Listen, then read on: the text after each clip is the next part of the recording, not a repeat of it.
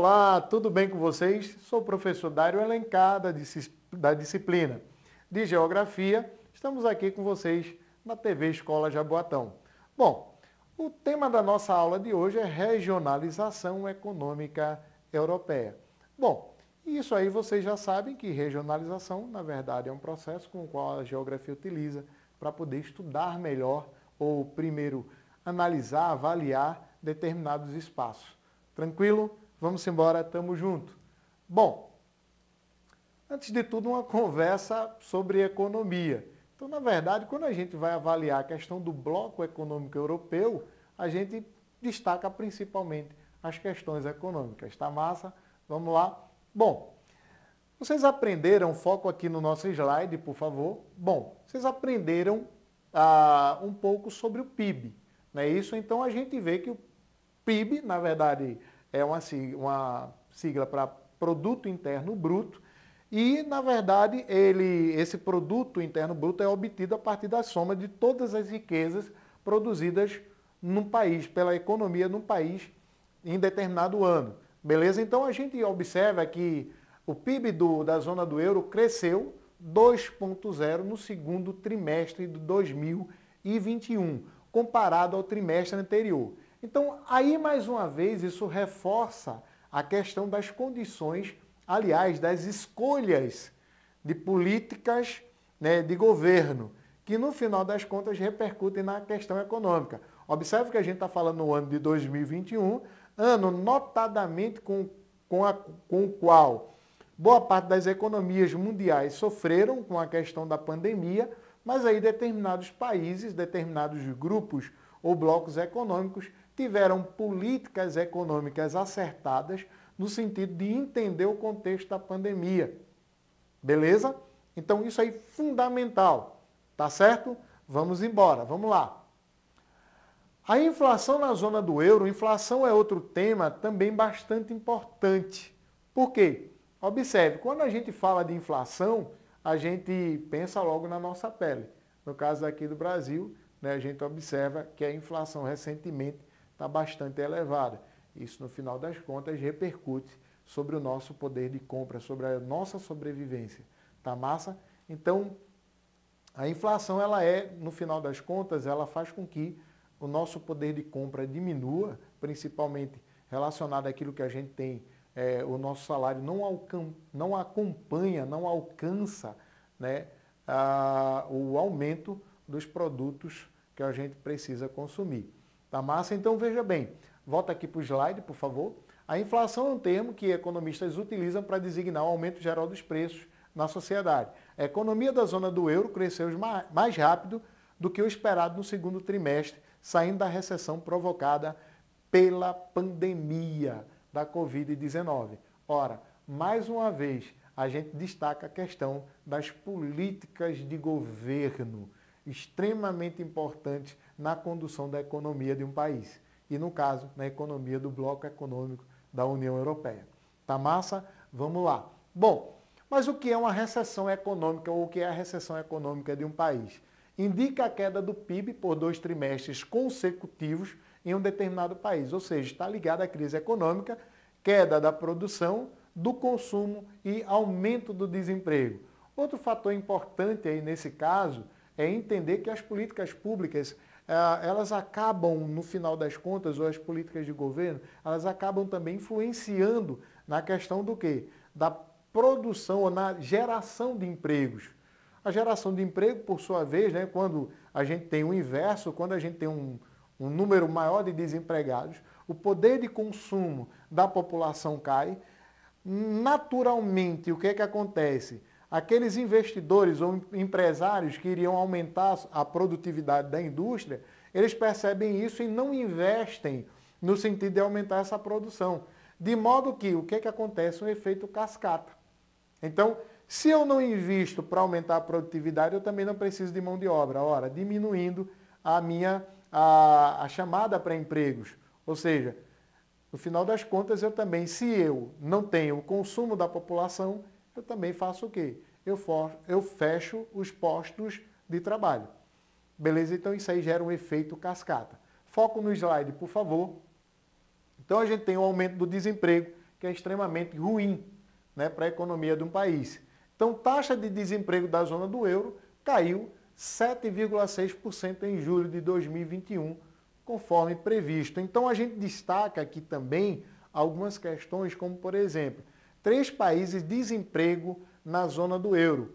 Países de maior desemprego. A gente tem aqui, ó, Grécia, Espanha e Portugal. Isso aí na aula anterior, a gente tem um ponto da nossa aula que falava sobre os PIGs, que na verdade é uma alusão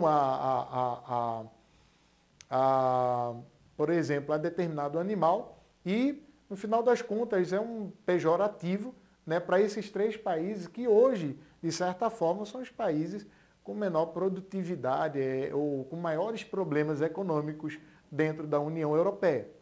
Beleza? Mas está lá no nosso slide, vocês dêem uma observada na aula anterior. Então a gente, ó, Grécia, Espanha e Portugal tem um maior percentual de desemprego. Ok? Então vamos lá. Continuando. Para a gente compreender um pouco a relação desse bloco econômico, que a gente começou a trabalhar com ele na última aula, a gente tem a questão das chamadas políticas comuns. Beleza?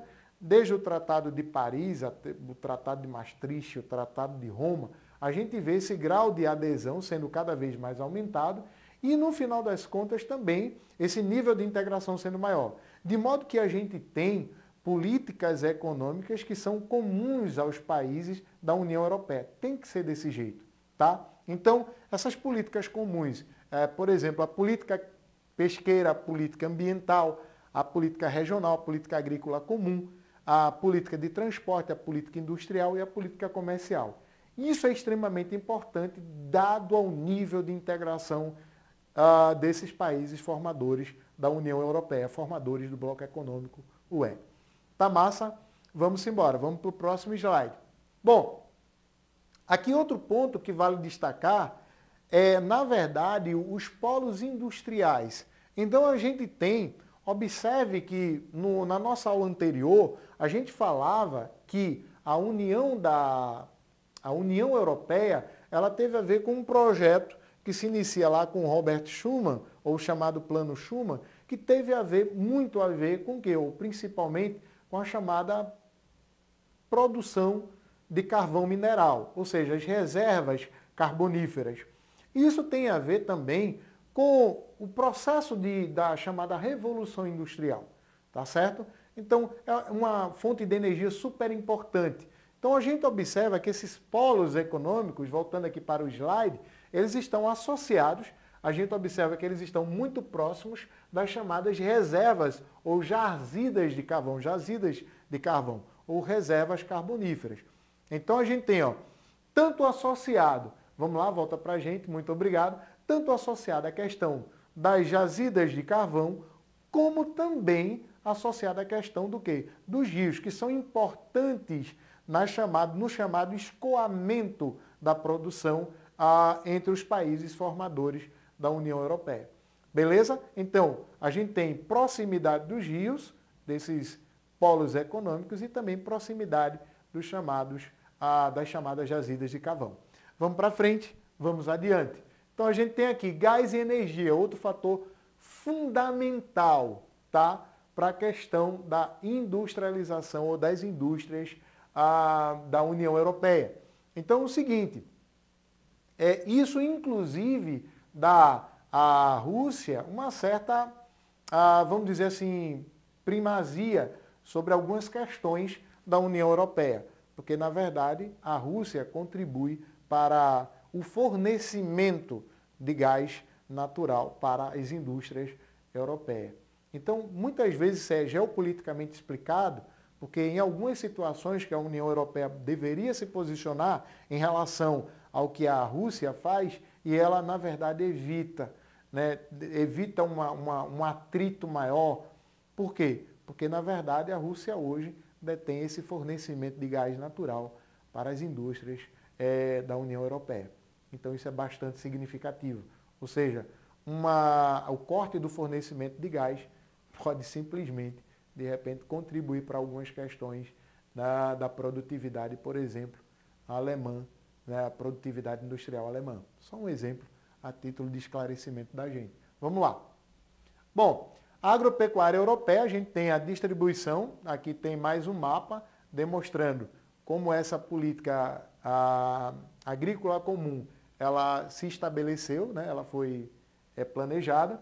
E destaque para a gente, essa agricultura, ela é uma agricultura intensiva, ou seja, e ela tem também vários né, subsídios do governo, de modo que muitas vezes a gente enfrenta, nós que somos um país fornecedor de produtos alimentícios, né? O Brasil é um grande celeiro nessa questão, mas, por exemplo, para efeito de competitividade, é ruim por quê? Porque a agricultura europeia ela é muito subsidiada por políticas de governo.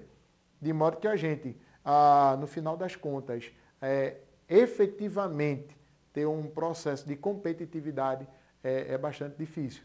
Então é uma agricultura intensiva, bastante mecanizada e no final das contas com a produtividade também elevada. Ok? Então a gente tem aqui no nosso slide essa distribuição. Vocês observem isso aí em casa, está muito bem demonstrado. Não esquecer que a gente tem dentro da agricultura chamados fatores, né, ou chamados condicionantes físicos, como por exemplo questão do solo, questão climática. Então, isso aí no final das contas vocês vão poder associar a outros mapas com os quais nós trabalhamos na nossa aula sobre o continente europeu, ok? Então vamos lá.